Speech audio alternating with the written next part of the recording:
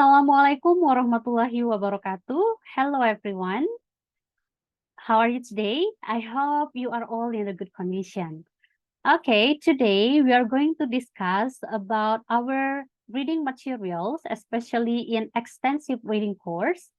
The material is about understanding paragraph. Okay, before we start, my question is, do you know what paragraph is? Okay, so a paragraph is a collection of sentences that describe, discuss, or explain one central idea. Generally, a paragraph is composed of one topic sentence and also a number of other sentences that either support or describe the topic sentence. Jadi, apa itu paragraf? Paragraf itu adalah kumpulan dari beberapa kalimat yang kalimat tersebut bisa jadi mendeskripsikan, mendiskusikan, atau menjelaskan satu ide utama. Dan umumnya, sebuah paragraf itu memiliki satu kalimat topik, ya, lalu dilengkapi dengan beberapa kalimat pendukung dari sebuah topik tersebut yang umumnya mendeskripsikan ataupun juga menjelaskan topik yang dimaksud. Seperti itu. So, there are three parts of a paragraph. The first one is topic sentence. So, what is the topic sentence? Okay, this is the first sentence of the paragraph and introduces the main idea or topic that the paragraph will discuss. It provides a general overview of what the paragraph is about. Jadi topic sentence ini umumnya ya merupakan kalimat pertama dari sebuah paragraf yang dia itu berisi terkait dengan topik utama atau ide pokok dari sebuah paragraf. Ya.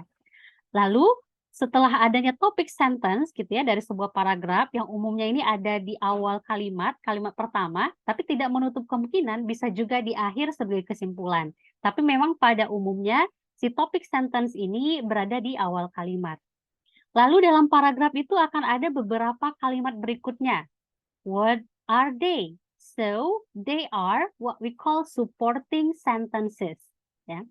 These sentences come after the topic sentence and provide details, explanation, or evidence that support and develop the main idea presented in the topic sentence.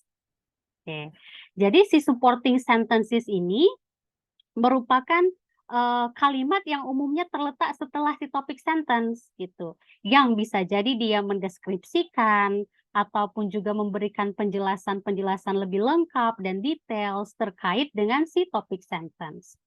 Lalu, the third one is concluding sentence. This is the last sentence of the paragraph and summarizes the main idea, bringing the paragraph to a close. It may restate the main idea in different words or provide a concluding thought. Nah, lalu setelah supporting details itu umumnya ada apa lagi? Ya, umumnya ada yang namanya kalimat penutup or concluding sentence. Nah, ini umumnya dia berada di akhir ya, sebagai kalimat akhir, kalimat penutup. Nah, isinya apa? Umumnya si concluding sentence ini ya can be restatement of the main idea or the writers usually give the suggestion or opinion about the topic.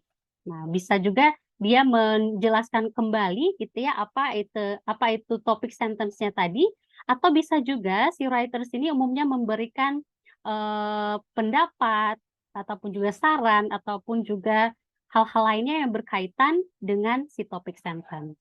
Seperti itu. Okay, let's continue. So yeah, that's the three part about the paragraph ya. Okay. Now, how do we identify the topic of a paragraph? Nah, bagaimana sih caranya kita untuk mengidentifikasi sebuah topik dari sebuah paragraf, gitu ya? Okay, let's take a look. Writers in English almost always mention the topic at or near the beginning of a passage. And the topic is the word or phrase that best describes what all of the sentences in the paragraph are about. Nah, umumnya penulis ini menulis si topik sentence ini bisa jadi di kalimat pertama ataupun yang dekat dengan kalimat pertama ya, di awal-awal dari sebuah teks gitu. Dan dia bisa berbentuk kata dan umumnya frasa ataupun juga kalimat singkat yang mendeskripsikan, yang menjelaskan semua kalimat atau sebuah paragraf itu. Seperti itu. Itu yang namanya topic sentence ya. Dia umumnya ya ada di kalimat pertama. Oke. Words relating to the topic are usually repeated several times in paragraph. Nah, salah satu karakteristik bahwa suatu kalimat, suatu kata gitu ya, itu merupakan topik sentence itu adalah dia umumnya akan muncul di paragraf itu berulang-ulang. Nah, jika ada kata, kalimat yang umumnya berulang-ulang disebutkan, maka itulah pada umumnya merupakan topik sentence-nya. Oke. Next, this is the topic sentence, Paragraph in English usually contain a topic sentence that lets the reader know what the paragraph is about. And although this sentence is usually near the beginning of the paragraph, it can also be found in the middle or at the end. Ya, seperti yang saya jelaskan sebelumnya bahwa paragraf itu sudah pasti ya, bisa kita katakan gitu, sudah pasti memiliki yang namanya topic sentence. Ya, dia pasti memiliki satu topic sentence. Oke. Lalu tadi posisinya, peletakannya si topic sentence ini bisa berada di awal ya, pada umumnya berada di awal ataupun bisa juga di tengah ataupun di akhir sebagai kesimpulan. Tapi memang generally we can find the topic sentence at the first sentence of each paragraph. Okay, now, that's about the topic sentence. Now we are going to discuss about main ideas of a paragraph. Topic sentences and main ideas. So, are they the same or are they different? Let's take a look, In addition to stating the topic, most topic sentences also tell the writer's main idea. Nah, pada umumnya, dalam topik itu, gitu ya, umumnya dia juga terkandung yang namanya ide pokok, ide pokok dari sebuah teks, gitu ya. In some paragraph, the topic sentence may not state the complete main ideas. To make sure that it is a complete idea, it should always be stated with a subject and a verb, complete sentence. Nah, tapi ya tidak melulu ya bahwa topik sentence itu merupakan main idea. Oleh karena itu, misalkan kalau dia hanya satu paragraf, ya bisa jadi ya main idea-nya itu adalah kalimat pertama tadi, si topik sentence. Tapi, akan tetapi kalau misalkan sebuah a passage consists of more than one paragraph, for example, 2 paragraph or 3 paragraphs. So how can we find the main idea? Of course, we have to read each topic sentence, ya. Jadi kita baca masing-masing kalimat pertama tadi, masing-masing topic sentence dari masing-masing paragraf, and then we combine the ideas. And that's the ideas after we combine the topic sentence usually we call as the main idea. Okay, good. Okay, so there are some words or some pronoun to connect the ideas. Jadi kan di dalam kalimat, dalam paragraf itu kan tidak mungkin idenya itu hanya satu ya. Jadi sebuah paragraf itu akan terdiri dari beberapa kalimat tadi ya. Dan beberapa kalimat itu terdiri dari beberapa kata gitu kan. Dan umumnya dia akan ada yang namanya konektor gitu, akan ada penghubung ya. So here we are going to discuss about pronouns as connectors to refer to a noun or noun phrase that has already been mentioned. Nah, pronouns di sini kata ganti itu juga bisa menjadi yang namanya konektor gitu, yang menyambungkan ide dari satu kalimat dengan kalimat lainnya, dari satu kata dengan kata yang lainnya. Oke? Karena begini, tidak mungkin misal kita membahas suatu topik terkait misalnya ada nama orang yang muncul, misalnya namanya Justin, gitu kan? Tidak mungkin di dalam teks itu kita membuat nama Justin itu berulang-ulang. Justin bla bla bla. Lalu next lagi Justin bla bla bla. Justin is, Justin go to misalnya. Kan tidak mungkin ya, karena itu sangat tidak bagus untuk dibaca. Oke. Oleh karena itu, kita butuh yang namanya tadi pronoun, kata ganti gitu ya. Misalnya bisa menggunakan personal pronoun, misalnya sebagai subject pronoun ya. He, she, it, we, they, you, ataupun juga objective pronoun, misalnya he kan menjadi her, he menjadi him, nah she menjadi her, he menjadi him, okay. It tetap it, tapi they menjadi menjadi them gitu ya, oke. Lalu bisa juga possessive pronoun, misal kita mau menyatakan kepemilikan, tidak mungkin kita tadi mengulang nama orang itu untuk menyatakan bahwa suatu benda adalah miliknya si seseorang tersebut, misalnya bukunya Justin, Justin Books. Nah, laptopnya Justin, Justin laptop, tidak mungkin berulang-ulang. Oleh karena itu kita membutuhkan yang namanya possessive pronoun, kata ganti kepemilikan. Jadi bisa menggantikan his laptop, gitu ya, his book, her book, ya, her bag, for example, our, their, dan sebagainya. Dan juga demonstrative pronoun, misalnya ada kalimat, lalu kita hanya ingin mengulang, berarti kita bisa this idea, gitu. Jadi kita tidak perlu mengulang lagi idenya, ide apa yang mau kita sebutkan. Kita bisa menggunakan demonstrative pronoun, misalnya this, that, this, those, ya, dan sebagainya. And relative pronouns. Nah, untuk menggabungkan beberapa kalimat, kita juga bisa menggunakan relative pronoun dengan which, who, where, whose, dan sebagainya. Oke, next. Selain itu, ada juga connector berupa transition words, ya. Kata-kata transisi and phrases as connectors. For example, also, as a result, as well as, ya.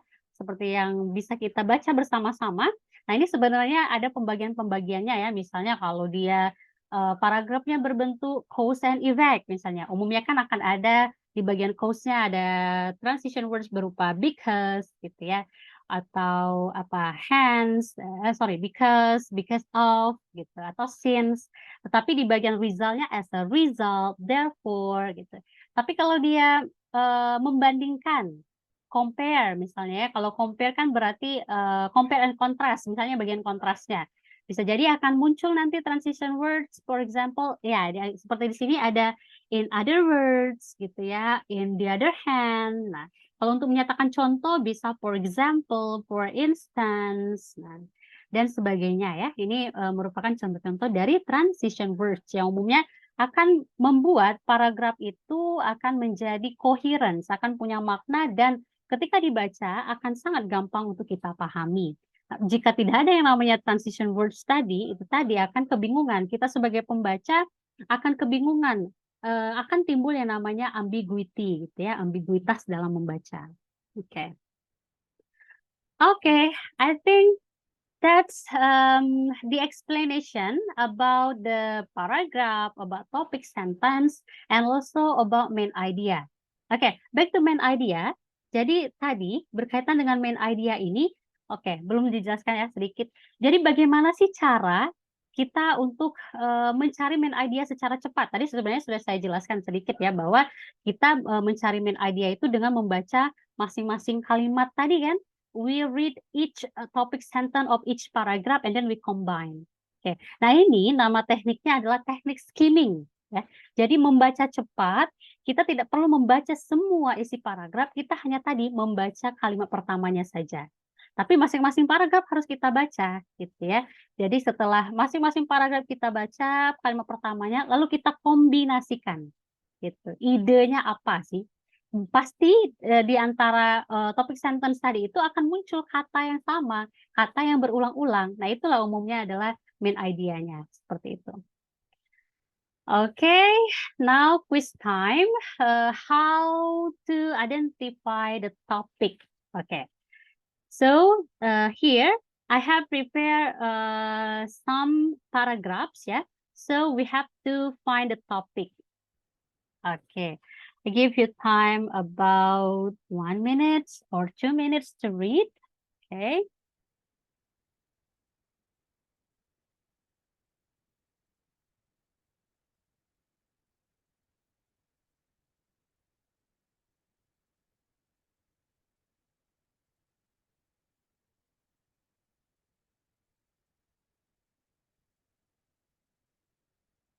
Oke, kira-kira apa ini topiknya ya? Tadi cara kita mencari topik adalah ya kita baca saja paragraf pertamanya ya, teman-teman ya. Oke, di sini diversity and inclusion are essential component of building a just and equitable society. Nah, jadi ini diversity and inclusion ya. Intinya ini merupakan komponen yang esensial, komponen yang penting dalam membangun society yang equitable gitu ya. Nah, Kurtulong. Nah, ini di kalimat-kalimat selanjutnya itu merupakan apa? Merupakan supporting sentence-nya tadi. Jadi dari sini kita sudah tahu bahwa topiknya itu ya pasti di kalimat pertama berkaitan dengan diversity and inclusion. Oke, kita lihat ya jawabannya ya. Oh, di mana jawabannya? Oh, sebelum kita lihat jawabannya, kita lihat dulu paragraf yang kedua ini. Mental health issues affect millions of people worldwide, yet there is still a significant stigma surrounding this condition. The stigma can prevent people from seeking the help they need or cause them to feel isolated and ashamed. To break down these barriers, we need to prioritize mental health advocacy and awareness campaigns. This includes increasing funding for research and treatment, providing accessible and affordable mental health services, and promoting public education initiatives to reduce stigma and increase understanding. Kira-kira apa topiknya ini? Oke. Nah, sebenarnya cukup tadi baca kalimat pertamanya saja ya, yaitu mental health issues affect millions of people worldwide. Yet there is still significant stigma surrounding this condition. Berarti berkaitan dengan apa? Oke, kita lihat. Saya menebaknya bahwa terkait dengan mental health issues ya, affect million of people worldwide. Itu untuk yang paragraf 2. Paragraf pertama tadi diversity and inclusion ini. Yes. Oke. Yes. Benar ya? For the first paragraph, the topic is about diversity and inclusion in society. And the second paragraph is mental health awareness and advocacy ya, mental health. Jadi bisa juga mental health awareness and advocacy. Oke. Bisa dipahami ya teman-teman ya? Oke. Ya, masih lanjut. Sekarang masih terkait we still try to find or to identify the topic sentence. Identify the topic sentence from the following paragraph by selecting one of the option in the right. Ya, oke, kita lihat in the right bar. Let's see. Okay, there are two paragraphs. Okay, the first paragraph. Okay, you can read by yourself.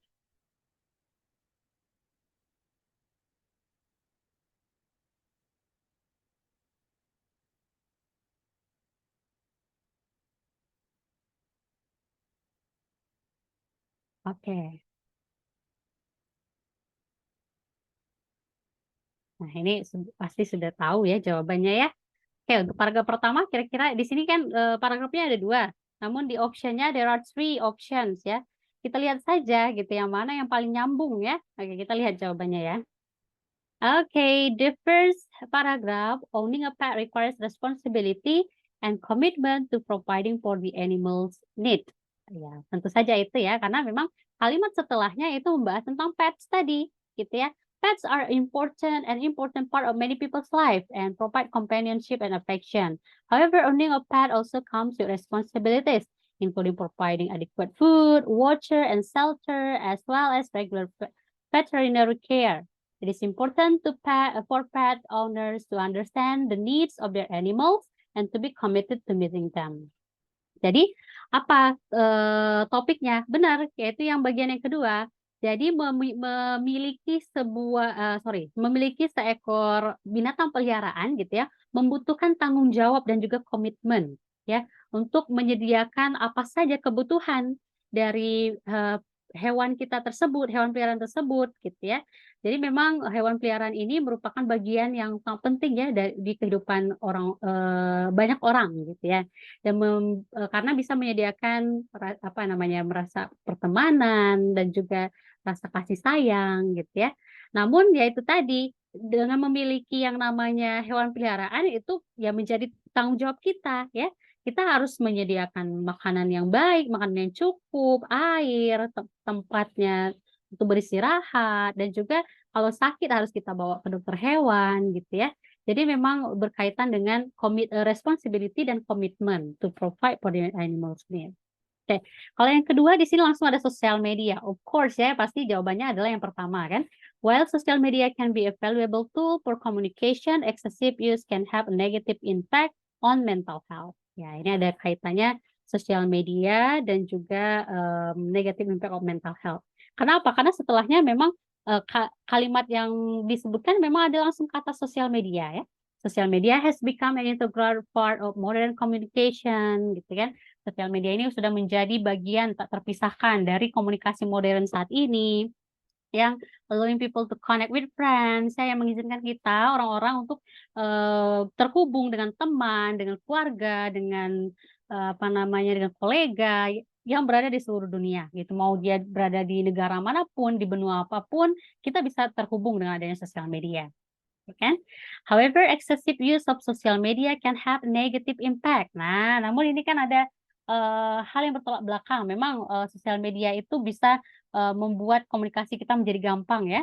Akan tetapi kalau penggunaan sosial media ini sudah terlalu berlebihan, gitu kan? Tadi katanya apa akan memiliki dampak negatif berkaitan dengan mental health ya, seperti meningkatnya anxiety, gitu ya, kecemasan, depression, and feeling of isolation. Depresi dan juga merasa kita itu diisolasi gitu kan, merasa dijauhkan. Karena memang ya ketika semua orang sibuk dengan yang namanya sosial media, dengan gadget mereka, jadi interaksi antar manusia itu interaksi langsungnya akan sangat berkurang ya. Makanya kita harus pintar-pintar gitu ya bagaimana cara kita menggunakan sosial media. Harus diatur sedemikian rupa supaya jangan sampai hal-hal negatifnya itu lebih banyak berdampak ke kita dibandingkan hal positifnya, seperti itu. Oke, nah itu tadi regarding identify the topic sentence. Now, the time for identifying the main idea. Sekarang bagaimana sih cara kita mengidentifikasi main idea tadi? Oke. I give you time about 1 or 2 minutes to read.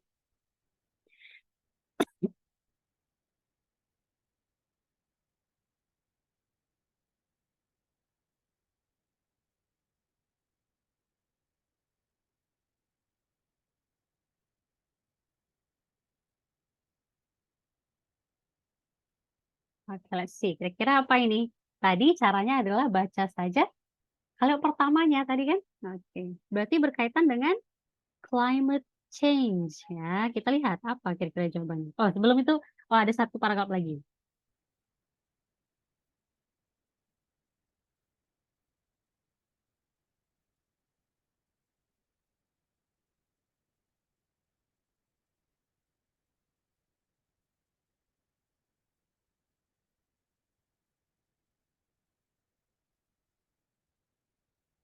Kira-kira apa jawaban yang pertama?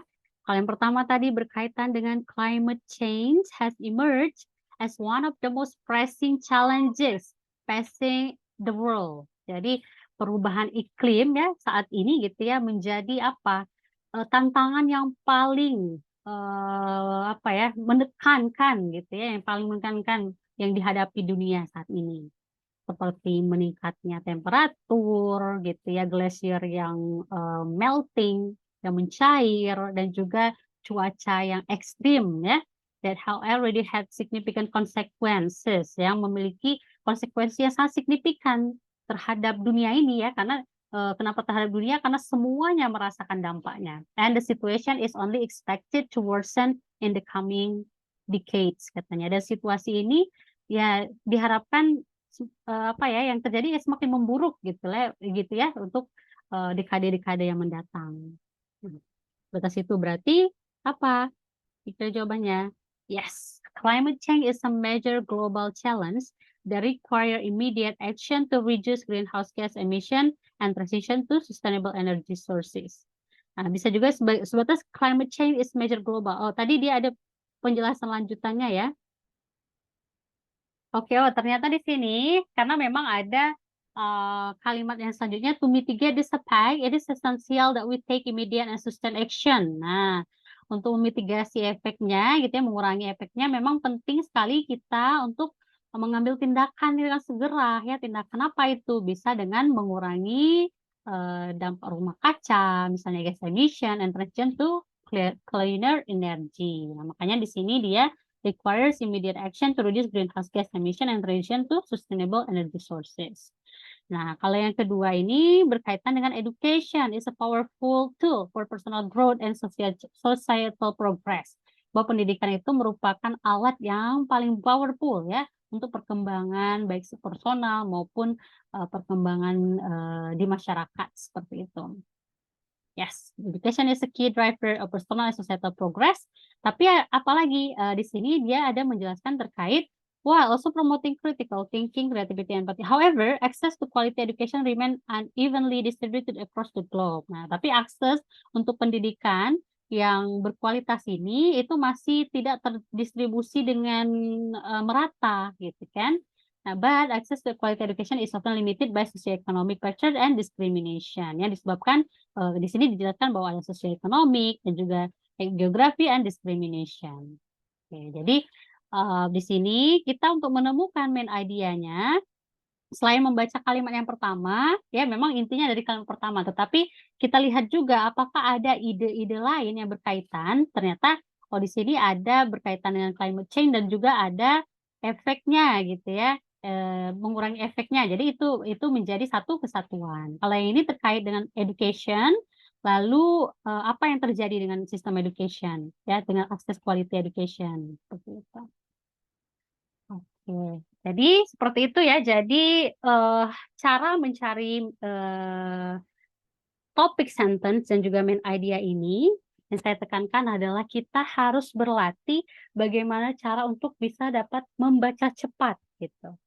Karena, intinya kalau misalkan dalam mengerjakan soal-soal ini kan kita dibatasi oleh waktu ya. If we, spend so much time on reading the text, ya, of course we, will lack the time ya. At the end, for example, if, there are 50 question, perhaps there will be, 10 or more, question that, have not answered, misalnya gitu. Karena memang, mungkin kalau kita terlalu fokus membaca teksnya, bisa jadi misalnya ada 50 soal, bisa jadi soal-soal terakhir nanti tidak akan sempat lagi dikerjakan. Namun oleh karena itu diberikan cara dengan membaca, cepat tadi, sehingga kita dapat mengerjakannya secara cepat dan memaksimalkan waktu yang ada, seperti itu. Oke, I hope all of you can get the point. Okay, thank you so much and see you again. Wassalamualaikum warahmatullahi wabarakatuh.